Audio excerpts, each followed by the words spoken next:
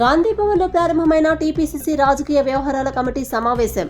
AICC incharge Manikrao Thackeray అధ్యక్షతన సమావేశంలో పాల్గొన్న ముఖ్యమంత్రి రేవంత్ రెడ్డి, ఉప ముఖ్యమంత్రి భట్టి విక్రమార్క, మంత్రి ఉత్తమ్ కుమార్ రెడ్డి, కన్వీనర్ షబ్బీర్ అలీ, వి హనుమంతరావు తదితరులు.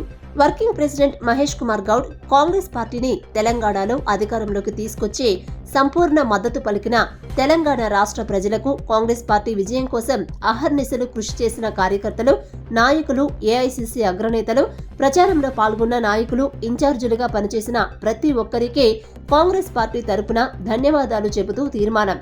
సమావేశంలో ఏకగ్రీవంగా ఆమోదం తెలిపిన సభ్యులు.